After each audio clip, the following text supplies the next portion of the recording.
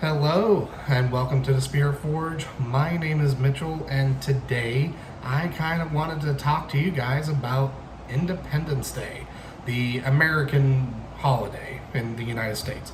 Sorry, Canadians, we love you as our northern neighbors, but we're kind of talking about the big old US of A today. So kick back, relax, grab your beverage choice, and let's just kind of dive into it. So, to kind of give a background of why I may be of some sort of authority as to why I'm talking about it today, I studied American history in college, and with a minor emphasis on a religion, where I specifically studied a lot of how religion has affected American societies. And this, I think, will come very handy as I'm kind of talking about holidays in general and the religious aspect of those, and how that kind of affects how we kind of view Independence Day in general. So let's kind of start off with just kind of breaking down what the heck is a holiday. Looking at the word, you can kind of parse out the two parts of it. There's a holly or holy and day. These two words stem from two Old English words that mean holy day. So, based on that context, I think it's kind of safe to say it's kind of plain on its face that it is a day of holiness, a day of reverence, a day of where we're supposed to kind of respect the divine or something or other. So, with that, what are the typical practices associated with a holiday? Like, why are government buildings just not working on holidays, even though, say like a grocery store or, other or emergency services are still working, even though they're supposed to be technically supposed to not be doing anything. So, the latter part probably has more to do with the modern world and mercantilism and capitalism and a few other factors kind of coming in. But culturally, we are not expecting people to just completely stop their lives or stop the need for purchasing or getting items that are needed for everyday survival just because it's a holiday. But holy days, the governments do shut down primarily because this is a practice that kind of goes all the way back to even to antiquity in the classical Mediterranean societies. So like ancient Greeks, the Romans, the Egyptians, and the Levant area as well. Typically, what we kind of see happens when we're seeing references when they're talking about like holy festivals or which are like just essentially holidays but like on weeks on end. Essentially, the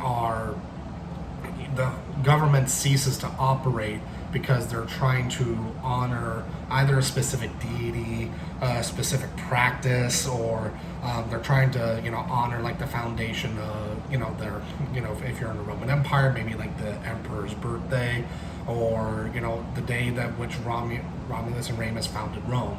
Those would probably be days in where they would take time off to set aside to celebrate. Also very typical would be the solstices and also the marking at the end of the harvest season, because these were often big celebrations that would bring the communities together. So these are also to be marked just like large celebrations in general, because the work has been done and now it's time to kind of hunker down and hopefully we can survive the winter kind of thing. So with that being said, and as you can kind of see, there's kind of this religious aspect to the holiday inherently, as it kind of falls under the ritual could partially be explained as like a ritual practice of a religion. There are some religions that are kind of purely ritualistic, where there is no like scripture to it, where like say like in Hinduism, there is the Vedic scriptures. In Islam, there is the Quran. And Christianity and Catholicism, there is the Bible.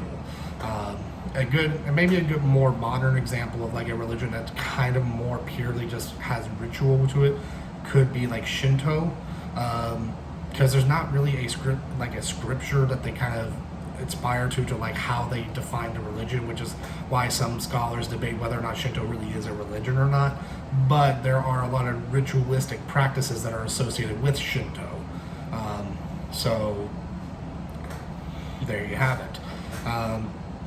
So now that we've kind of defined what a holiday is in the context of a religion, I think it's kind of best serves us better to maybe then even dive further in into kind of talking about civic religion. Civic religion is a kind of like an ideological it's kind of like a construct by more modern sociologists when they're trying to categorize modern societies and observing how there are several practices that as a civic citizen does that completely unrelated to a specific religion, that they kind of have these ritualistic they have these kind of practices that kind of are very similar to a religion. So in the United States, for instance, there's both an aesthetic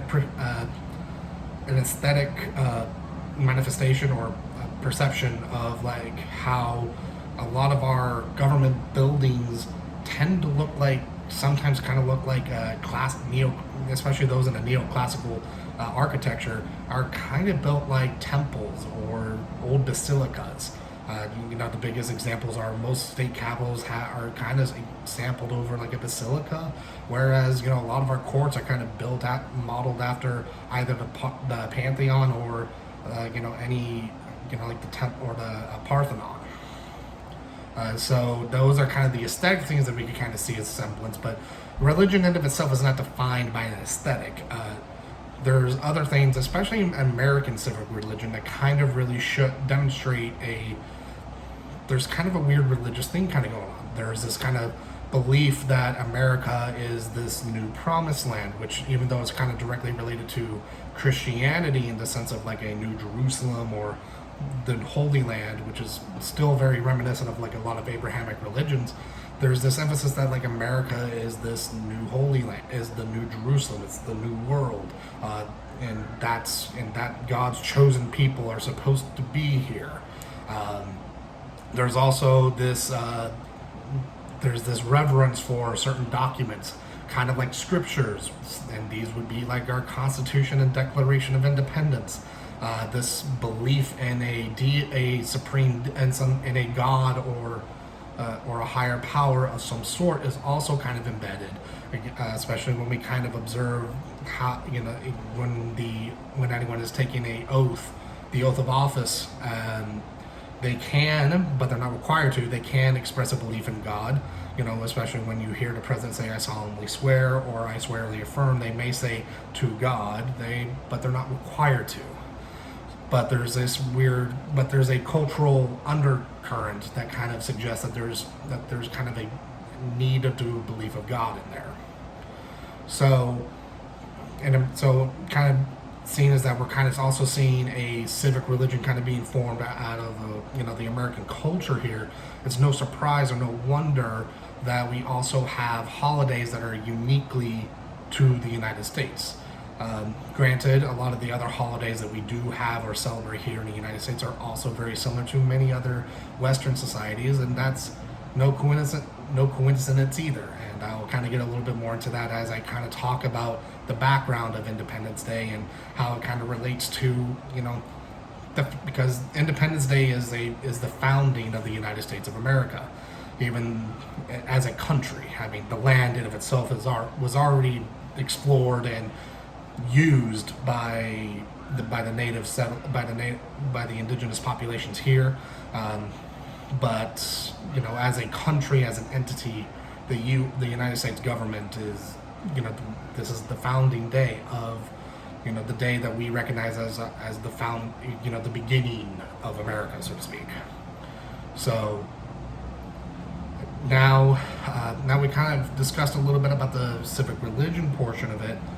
Maybe it's now it's time, let's get into the actual Independence Day. And as Independence Day is, you can't really talk about Independence Day without really talking about the American War of Independence or the Revolutionary War or as our lovely neighbors across the pond may say, that a silly little American war. Or to squabble, maybe, is more appropriate as that how they might have felt and viewed about it.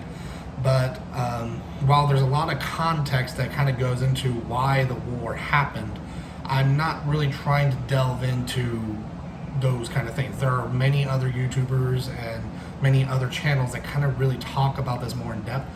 Brandon F is a great resource to kind of talk. Granted, he's a silly little monarchist, even though he's an American, but he is a great resource to kind of understand the time period, and especially on like a militaristic end, and he does provide a great example. But to kind of give the nit and gritty of the American War of Independence and the context of like the Declaration of Independence, the American Civil War, or not Civil War, oh my goodness, the American Revolutionary War started on April 19th, 1775. Now, this might be a little weird for those who have studied American history because the Declaration of Independence wasn't signed until July 4th of 1776. So we were already into almost a year into war or rebellion, more to be more realistic, with the Empire of Britain by the time the Declaration of Independence was already signed. So the Americans and the British were already fighting at that point. Now the thing that we have to kind of keep in mind, that one key context that we should probably keep in mind about the Declaration of Independence and the founding of the country is that the men that kind of came together to form this country, as we call them, the founding fathers here, they were men. They were the aristocratic class. These were land-owning European descendant men who had the privileges of being very wealthy and being very well educated, and also having access to social circles and ideas that your average man or woman or indentured servant or slave would not have access to. And because they were part of this kind of upper crust, there was this. They were part of the discussion at the time of this, what they call the Enlightenment movement. Now, the Enlightenment is a very important kind of like just a philosophical and political movement in general during the 16th century, because it's kind of where we get a lot of the founding principles of our scientific theory, a lot of mathematical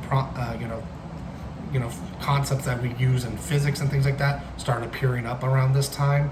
And it's the main thing that we kind of get from this is the nature of the ruling class to the ruler and the government in general. And a lot of these guys, the Enlightenment was kind of like trying to suggest that these upper crust people could be enlightened and that they could find a way to, and kind of in a way almost not self-determination or self-governance like we would probably define it today, but rather that there is how to actually govern ourselves more efficiently or more effectively, other than just having the divine right of kings dictate who should be ruler. So because before the Enlightenment, the European aristocracy was pretty much under a feudal system where land was divvied out by the king and was ruled over by a bunch of vassals. And the lower the totem pole you went, the less land and less power you had.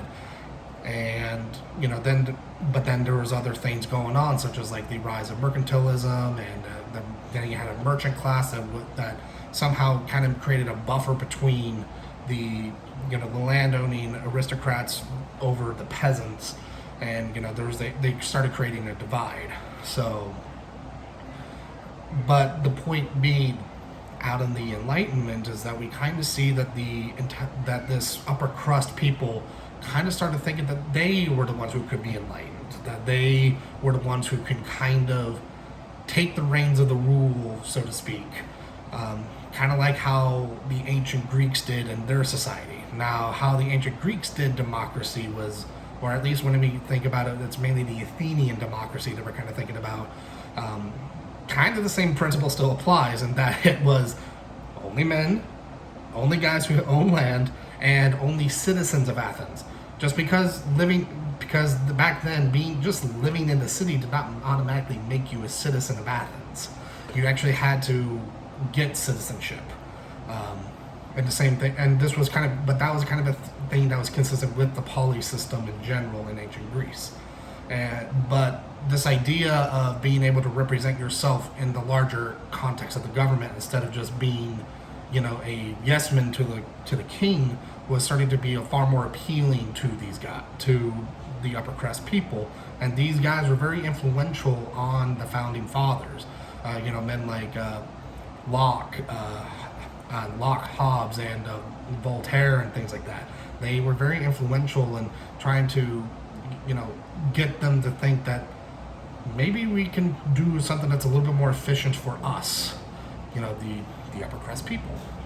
So then came the time so now we're going back to the War of Independence. They were fed up with the lack of representation.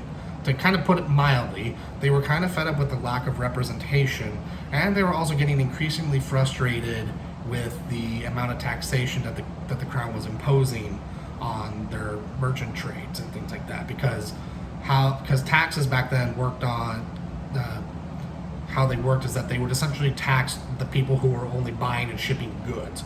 There wasn't really like an income tax at this time period. That won't come until during World War One, after World War One, or during World War One. So the people that were paying the taxes were, the upper crust people, and they were kind of getting pissed.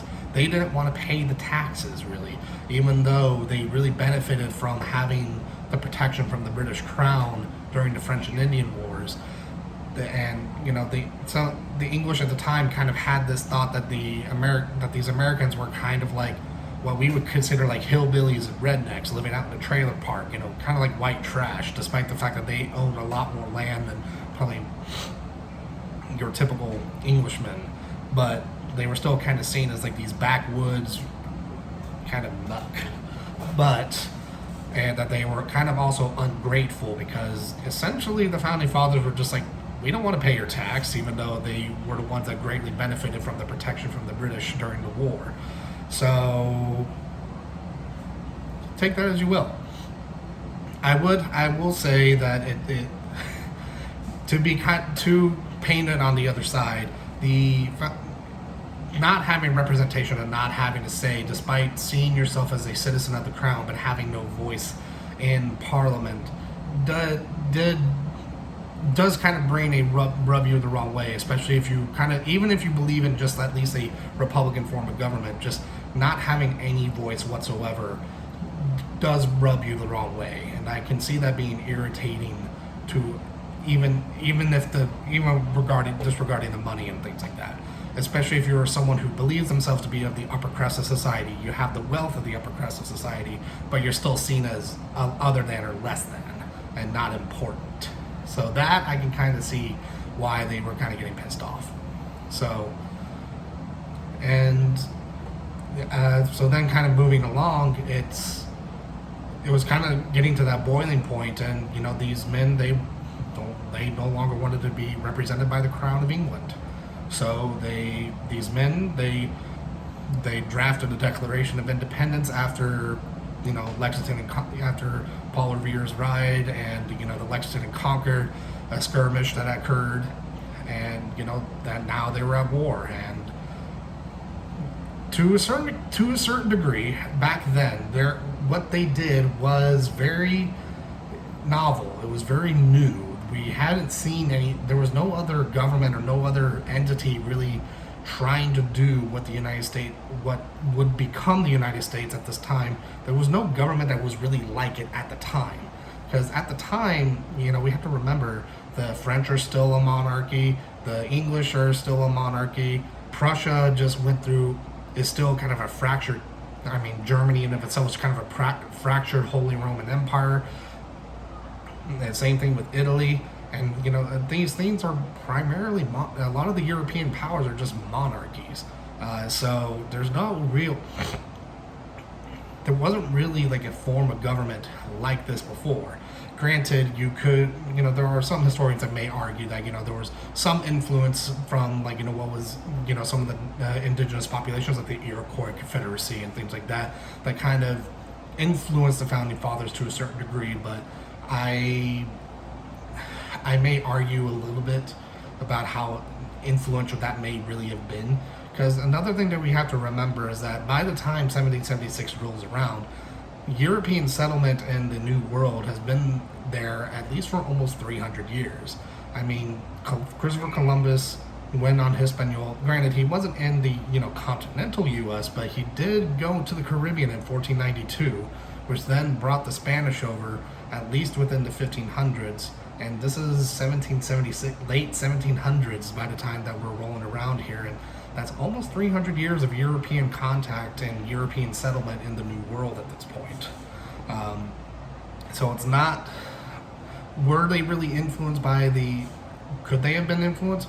Perhaps, but I kind of have some doubts as to that, because they may not have, I don't know if they really viewed the natives as equal to them, because you gotta remember, these are upper crust society guys. They're not, there's kind of like weird racial implications here. And not to mention, a lot of the founding fathers owned slaves. So they may not have really exactly, I don't know how much they've really been influenced by it, but it would be very interesting to kind of see.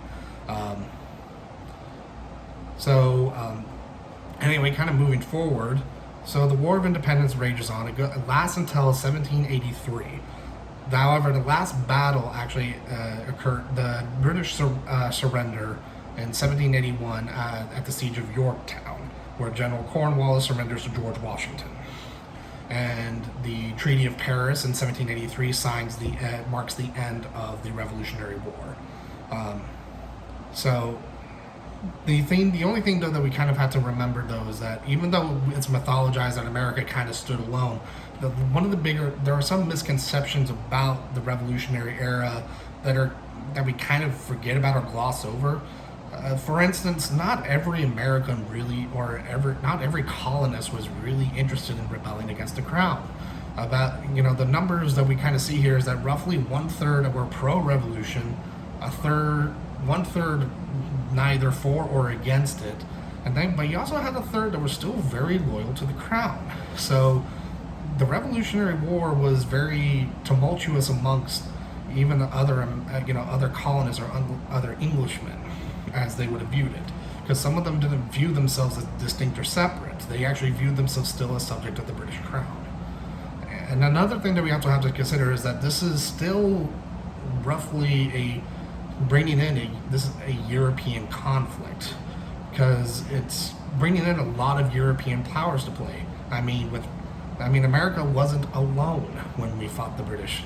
Without the help of the French Navy and other French support, especially with the assistance of General Lafayette, the American War of Independence would have played out very differently, because the Americans didn't really have a navy at the time. I mean, we built the original 6 frigates, sure, but they were not going to match the best navy in the world at the time.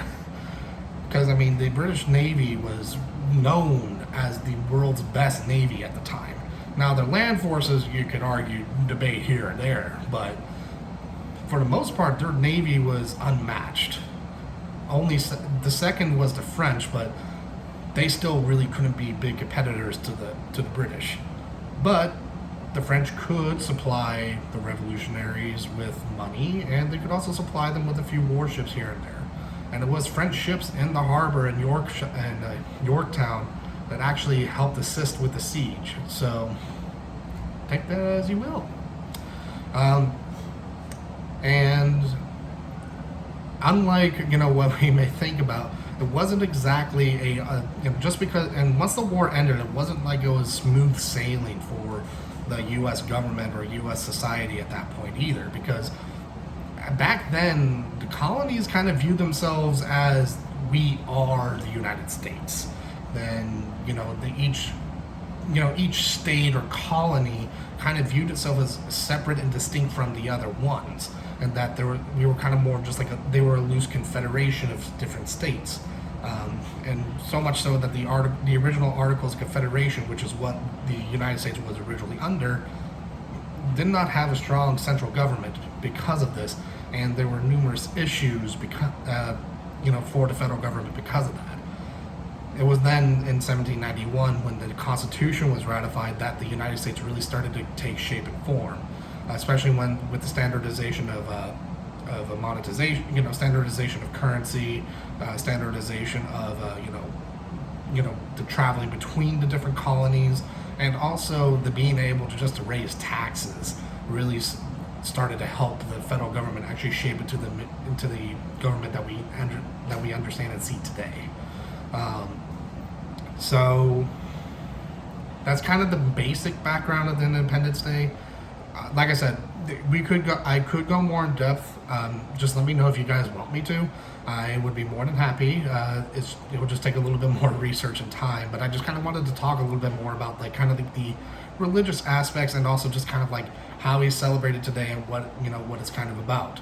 So kind of to recap, the Independence Day is mainly to signify Americans' independence from the British Empire and establishing ourselves as a new country. Now, how we celebrate it today, most people tend to usually just go out, hang out with family, have barbecues and things like that. And typically the whole fireworks celebration actually started in Philadelphia in 1789, I want to say, and so we have the great city of Philadelphia to thank to start that tradition, a ritual, as you may speak. Now, I can also understand, given the current context, that not a lot of people are really in the mood to be celebrating our nation at the moment, especially with the recent overturning of Roe v. Wade and a few other powers and a few other things that we have taken for granted in modern society kind of being stripped away from the recent rulings from the Supreme Court. I can understand not really wanting to feel happy or feel particularly proud. It breaks my heart to kind of see that that's what's happening here. Because I love being an American. I love, I love a lot of things that have been afforded to me because of where I was born. But I can understand that I understand, especially as a student of history, that it's not always been great for everyone. Heck, it may not have been really great for me if I was born at any different time or place. But I think it's just a reality that we're just kind of seeing, and I can understand if you're not really interested. But if you are going to go out and celebrate, my only thing is drink responsibly, be careful out there, and stay safe. And I do hope, if you did enjoy this video, please let me know. Leave a like and a comment below. If you want me to go more in depth, just let me know. And I hope you all have a great day.